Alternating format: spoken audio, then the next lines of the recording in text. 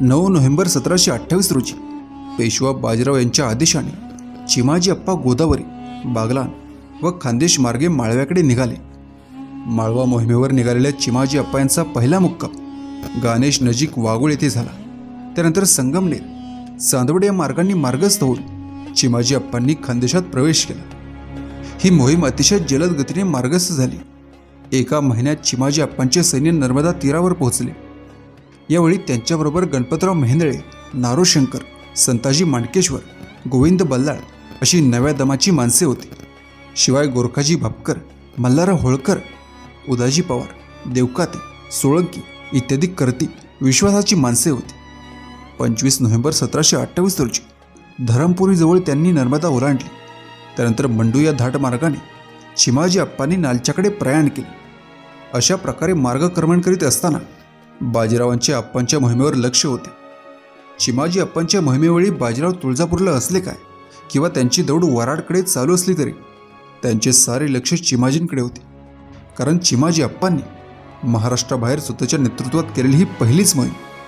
त्या संदर्भात श्री दीक्षित म्हणतात, बाजीरावांना पेशवाई मिळाल्यापासून चिमाजींनी अंगावर घेऊन केलेली मोठी अशी ही पहिलीच मोहीम होती. मोहीम तशी दुर्घटच होती, कारण प्रांत माळवा होता आणि गाठ गिरीधर बहादूर सारख्या बादशाहीतील अनुभवी जुन्या हरवणारी सुभेदाराची होती. अप्पांच्या माळवा मोहिमेच्या वेळी मल्हारराव होळकर 22,000 सैन्यासह आघाडीवर होते. चिमाजी अप्पा सैन्यासहित माळवा प्रदेशात गेले. यावेळी त्यांच्या सैन्याची गती भयंकर तेज होती. चिमाजी अप्पा व उदाजी पवार हे 30 कोसांचा मजला मारीत 22,000 फौजेनिशी नर्मदा ओलांडून माळव्यात घुसले. त्यानंतर गिरीधर बहादूरवर चालून गेले. तरीही गिरीधर बहादूर गुरमीतच होता. त्याला चिमाजी अप्पा पोरवही नाही, त्याला लढाईचा अनुभव नाही. आपण त्या सहज मारू अशा तोऱ्यात गिरीधर होता. त्यावेळी अप्पांनी आपल्या सैन्याची विभागणी 2 तुकड्यात केली. चिमाजी अप्पांनी एक तुकडी मंडूच्या किल्ल्याकडे पाठवली. मंडूचा किल्लेदार मोहम्मद उमर खान हा गिरीधर बहादूरच्या मदतीला जाईल अशी चिमाजी अप्पांना शक्यता वाटत होती आणि म्हणून त्यास रोखण्याचे काम या तुकडीवर सोपवण्यात आले. अशा प्रकारे चिमाजी अप्पांनी गुजरात व दिल्लीहून गिरीधर बहादूरला कोणतीही मदत मिळणार नाही अशी व्यवस्था केली. तर दुसऱ्या तुकडीने बहादूरच्या तळाकडे प्रयाण केले. मराठ्यांची फौज येत आहे असे समजता दया बहादूर अजमेरांची घाट अडवून बसला आणि त्याने मांडवगडच्या मार्गात 3 सुरुंग पेरून ठेवले.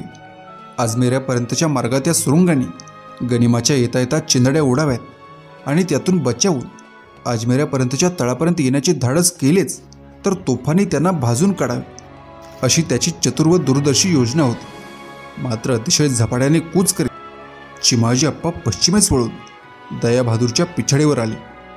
सावध व करता दया बहादूर अचानक मराठ्यांच्या हल्ल्याने चकित झाला आणि तळावरचा तोफखाना तळावरच सोडून घाईघाईने मराठ्यांच्यावर चालून आला.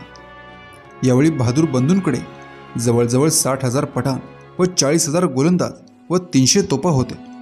यावेळी मराठ्यांच्याकडे तोफा नव्हत्या. काही अल्पगुणी बंदुका, भाले व तलवारी होत्या. मात्र एकूण एक मराठी वीर तारुण्य, शौर्य, हिंमत, निश्चय अशा गुणांनी युक्त होते. शिवाय मराठे सैन्य कर्तव्यनिष्ठ होते. यावेळी मोगल मराठा यांच्या सैन्यात नक्की संघर्ष कुठे झाला हे आजपर्यंत स्पष्ट झाले नाही. परंतु चिमाजी अप्पा व गिरीधर बहादूर यांच्या सैन्यांची गाठ अजमेर आणि तिर्ला या गावांच्या दरम्यान असलेल्या मोकळ्या व सपाट मैदानात 29 नोव्हेंबर 1728 रोजी पडली. तेव्हा सगदार आणि अजमेरा यांच्यामध्ये असलेल्या तिर्ला येथे गिरीधर बहादूर व मराठा सैन्य यांच्यात संघर्ष घडून आला. यावेळी अजमेरा येथे हादगाईची लढाई सुरू झाली. राव गुलाबराव, सलाबत खान हे दोघे मराठ्यांच्यावर चालून आले, पण ते दोघेही मारले गेले. हा संघर्ष 2 प्रहर म्हणजे जवळजवळ 6 तास चालला. या संघर्षात मोगली तोफा मराठ्यांच्या गनिमी युद्धापुढे कुचकामी ठरत होत्या. मराठा सैन्य मोगली तिरंदाजी व तोफखाना यांना दाद न देता मोठ्या द्वेषाने शत्रूंवर तुटून पडले. त्यामुळे दुपारनंतर मराठ्यांची सरशी होऊ लागली. मोगल सुभेदार गिरीधर बहादूर व दया बहादूर यांनी जातीने लढण्याची पराकाष्ठा केली. गिरीधर बहादूर स्वतः हत्तीवर बसून तिरंदाजी करत होता. लढत लढत त्याच्या बाणांचे 4 भाते रिक्त झाले. चिवट प्रतिकार करणारा गिरीधर बहादूर संध्याकाळच्या सुमारास मराठ्यांच्या गोळीबारात मारला गेला.